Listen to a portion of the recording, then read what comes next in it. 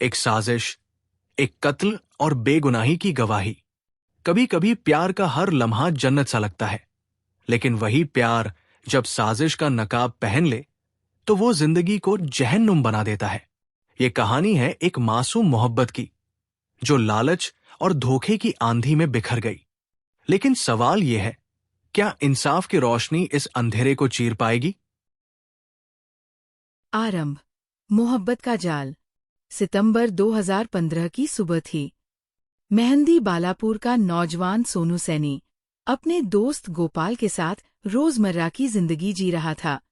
तभी वृंदावन से आए एक परिवार ने उनकी जिंदगी का नक्शा हमेशा के लिए बदल दिया। उस परिवार में थी आरती, एक हसीन और दिलकश लड़की। सोनू की नजर आरती से मिली और पहली ही मुलाकात में दिल के तार झंकृत हो उठे। कुछ ही दिनों में दोनों ने बातचीत शुरू की और ये बातचीत एक गहरी मोहब्बत में बदल गई। 8 सितंबर 2015 को उन्होंने कोर्ट में जाकर शादी कर ली। पर यह रिश्ता जितना खूबसूरत दिख रहा था, उतना ही खतरनाक राज अपने भीतर छुपाए बैठा था। शादी के बाद का तूफान। आरती ने सोनू के घर में कदम रखते ही अपनी असली मंशा दिखानी शुरू कर दी। वह प्रॉपर्टी, कैश और जेवरात की मांग करने लगी। सोनू को ये सब एक बुरा सपना लग रहा था। वह उसे समझाने की कोशिश करता रहा, लेकिन आरती मानने को तैयार नहीं थी। 16 सितंबर 2015 को, शादी के केवल 8 दिन बाद, आरती अचानक घर से गायब हो गई। सोनू ने हर जगह उसकी तलाश की, ससुराल, पड़ोस, रिश्तेदारों के यहाँ, लेकिन उसका कोई पता नहीं चला। लाश, आरोप और गिरफ्तारी। 25 सितंबर को आरती के पिता ने वृंदावन पुलिस स्टेशन में गुमशुदगी की रिपोर्ट दर्ज करवाई। उन्होंने सीधा शक सोनू और गोपाल पर जताया। कुछ दिनों बाद वृंदावन के पास एक बेनिशान लाश मिली। आरती के वालिद ने लाश को अपनी बेटी के रूप में पहचान लिया। अब मामला गुमशुदगी से कत्ल का बन चुका था। पुलिस ने सोनू और गोपाल को गिरफ्तार कर लिया। थाने में उन पर 3rd डिग्री का इस्तेमाल हुआ।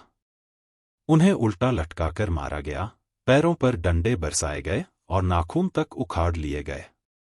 आखिरकार पुलिस ने जबरदस्ती उनसे कत्ल का इकबाल करवा लिया। जेल की सजा और समाज की बेरुखी। सोनू और गोपाल को जेल भेज दिया गया। गांव और समाज ने उन्हें कातिल करार दिया। गोपाल की शादी, जो गिरफ्तारी के 14 दिन बाद होने वाली थी, टूट गई।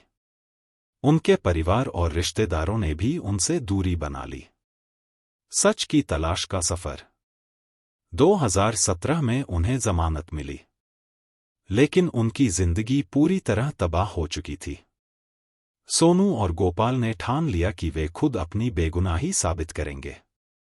2022 तक उन्होंने आरती की तलाश में कई भेस बदले, कभी ऊंट व्यापारी बनकर तो कभी सब्जी बेचने वाले। अंततः उन्हें पता चला कि आरती पास के ही एक गांव में अपने नए पति के साथ रह रही है। धोखे का पर्दाफाश। दोनों ने सरकारी कर्मचारी का भेस अपनाकर आरती का पहचान पत्र हासिल किया। इन सबूतों के साथ वे पुलिस के पास गए। आरती को बरामद किया गया, लेकिन उसके वालिद ने उसे पहचानने से इनकार कर दिया।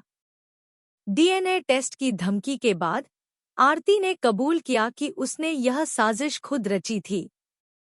उसने सोनू से शादी के बाद उसे छोड़ने और अपनी नई जिंदगी शुरू करने के लिए यह खेल खेला था।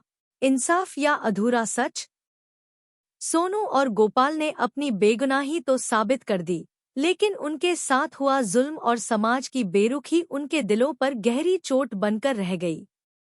यह कहानी सिर्फ एक कत्ल की नहीं, बल्कि इंसाफ की उस काली तस्वीर की है, जहां सच और झूठ के बीच की रेखा धुंधली हो जाती है। क्या यह सचमुच इंसाफ था, या फिर यह कहानी लालच, धोखे और पुलिसिया बर्बरता की एक और मिसाल बनकर रह गई?